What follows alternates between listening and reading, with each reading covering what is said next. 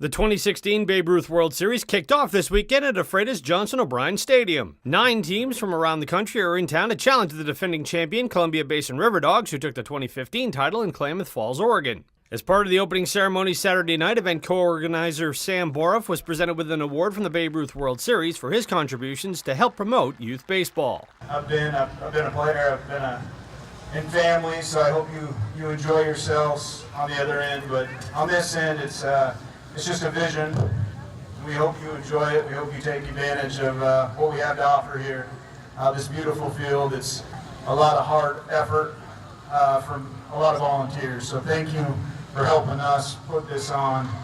It's pretty cool in a little town of Central Washington that gets to host a Babe Ruth World Series. So thanks for coming out, and I hope you guys enjoy yourselves. Games are scheduled all week leading up to Saturday afternoon's championship, and you can catch them all right here on iFIBER TV, Channel 1. In Ephrata, Devin Higgins for iFIBER 1 News. After winning their first 2 games, the Columbia Basin River Dogs look to keep their perfect run going at the 2016 Babe Ruth World Series at Johnson O'Brien Stadium. For the Ohio Valley champs Blue Lake, Kentucky, they needed a win to keep their tournament hopes alive, and they took it to the Dogs early, jumping out to a 6-0 lead. The Dogs battled back over the middle innings, cutting the deficit to 6-3, but Blue Lake sealed the game with 2 insurance runs in the 5th and then hung on for the 8-6 win. With a day off on Tuesday, manager Randy Boroff said the focus now is making sure his team is ready for a tough test from Pacific Southwest champ Tucson, Arizona on Wednesday night. We left some guys on. We're not getting, that big clutch hit with the bases loaded. We get back at 8-6, and we need that gapper, somebody to get a base hit, tie the game, and then with the home crowd, all the momentum. So now what we are faced with is that we win Wednesday. We win Wednesday and we win the pod.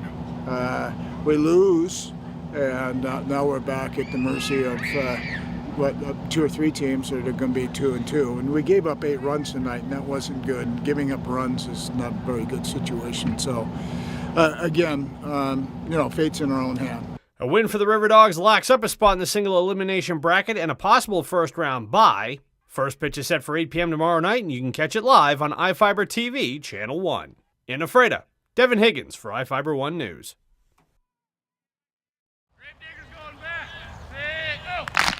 The Moses Lake Chiefs are getting ready for the 2016 football season, hoping to carry over the success they had in 2015. The Chiefs finished 9-4 last year, but went undefeated on the way to a Big 9 title and a spot in the 4A state tournament. Their hopes for a state title ended on their home turf at Lions Field with a quarterfinal loss to Richland, and head coach Todd Griffith said he's working on keeping his players focused and not resting on their laurels. We got another tough non-league schedule. I think that's one thing that set us straight right off the bat. I don't know about the target on your back. I mean, I'm sure that like I told the kids, you're probably gonna get everybody's best game. I don't know if everybody thinks we're number 1 in league or whatever. I don't really care. All I care about is our kids getting better every day. I think we're a talented group. I think we could be pretty good, but the way we practice today, we got a lot of work to do. So, but our kids are ready and they're ready for the challenge. Finish the sentence for me. So it'll be a successful season for Moses Lake if what? I always tell our kids, I don't ever say Tacoma Dome or that kind of stuff. I may in talking a little short, but I say the first thing we got to be in the playoffs. We got to be first in league, and we got to make sure that we are setting ourselves up to be successful. Anything can happen. I guess. It's a successful season. We're first in league, and we're back in the playoffs again. The Chiefs open their 2016 campaign on September 2nd at Lions Field against Chiawana. In Moses Lake, Devin Higgins for iFIBER 1 News. The Seattle Mariners opened their 3-game homestand with the New York Yankees Tuesday, and it was a back-and-forth affair. Bottom of the 4th, Yankees up 2-0. Seattle's Kyle Seager takes Michael Pineda deep to center for the 3-run shot. Mariners lead 3-2. New York would respond top 6th. Gary Sanchez tees off on Cody Martin for his 2nd home run of the night, a 2-run drive that goes 425 feet. Yankees back on top 4-3. Two batters later, Starlin Castro says, hey, I can do that too. A 420-foot solo shot to right to make it 5-3, but the Mariners would respond in the home half of the inning. With 2 on, Mike Zunino goes opposite way off Anthony Swarzak for the go-ahead 3-run dinger. M's retake the lead 6-5. Top of the 7th, New York's Tyler Austin sends a fly ball down the right field line. Sean O'Malley on the run, goes into the stands and makes the catch. Take another look. O'Malley sacrifices the body and tells the guy in the front row, hey, those are a tardy? Don't get fruit cup. In the bottom of the 8th, Nelson Cruz at the plate, and Yola Tengo, 32nd home run of the year, and the Mariners hang on for the 7-5 win. Game 2 of the 3-game set is tomorrow night back at Safeco Field. First pitch is scheduled for 7:05. Students in North Elementary School were told to meet up at their playground for a special summer surprise on Friday and to make sure they wore their Seattle Seahawks gear as their guests arrived.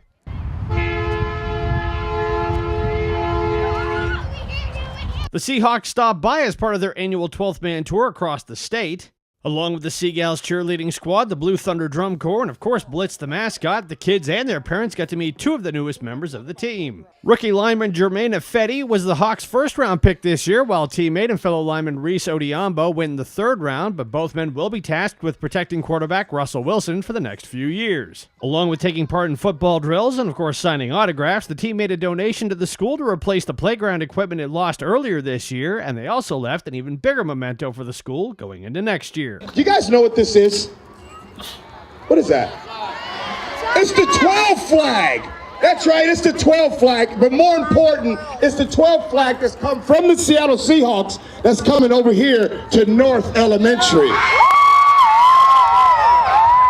That means you, and Principal Miss Frederick, everybody that is a part of this family. So with this 12, that is a part of family. As you can tell, even though the Seahawks are located in Renton, Washington, when we got that 12, we're right here. We're all band together, right?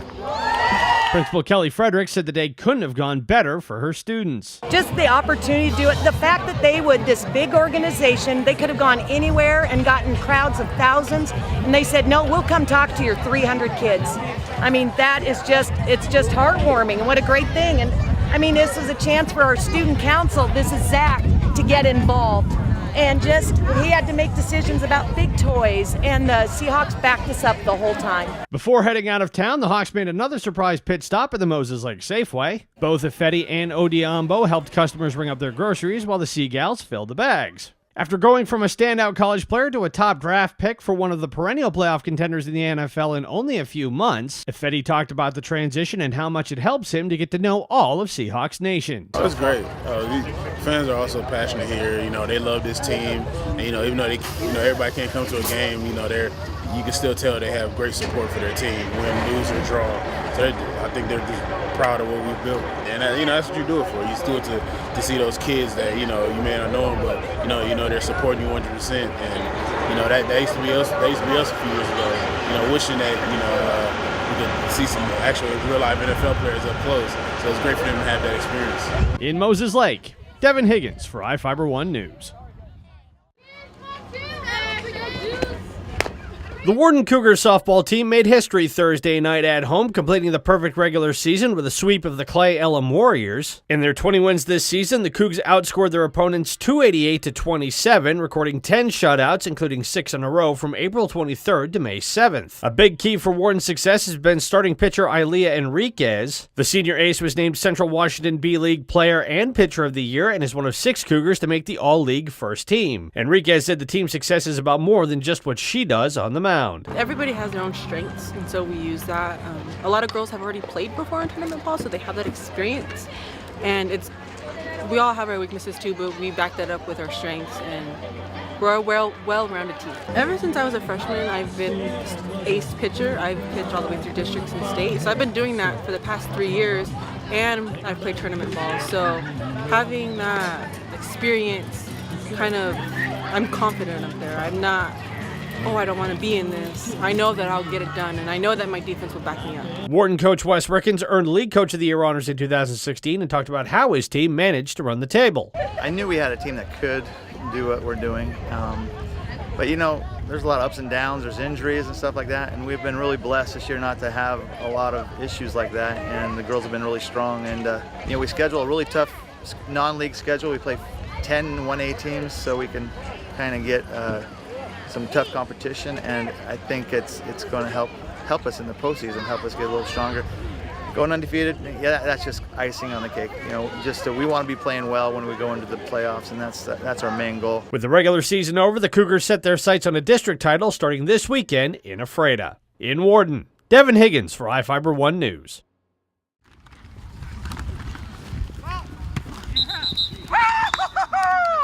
The Ephrata Tigers enter the 2016 football season hoping to get back into contention in a stacked Central Washington Athletic Conference. After back-to-back winning seasons in 2013 and 2014, the Tigers stumbled to a 4-6 record last year, but still finished tied for 4th. With a young nucleus anchoring this year's team, Tigers head coach Jay Mills says he has a clear idea of what it will take to make Ephrata a title contender. You know, last year was a good competitive team for us, and it was nice to have a shot at the postseason, especially for those seniors we had. They'd worked really hard in our program, so that was great to get them a chance at that. For us to get over the hump, we're going to have to beat the champions, and the last couple of years, the big guys have been Prosser and Ellensburg, and when we can get over that hump by beating them, that gives us a chance to be more competitive and go deeper into the playoffs. For Ephrata, it'll be a successful season if what? We continue to improve each week. I think will be the big thing, and we can play our best game each week is what we're looking for. Statistically wise, when we look at that, you know, we want to be competitive in each game and play to our best. And if we can do that week to week and improve, I think it'll be a real successful season for us and give us a chance at the postseason. The Tigers open their 2016 campaign at home at Kiwanis Field against Kashmir on September 2nd. In Ephrata, Devin Higgins for iFIBER 1 News.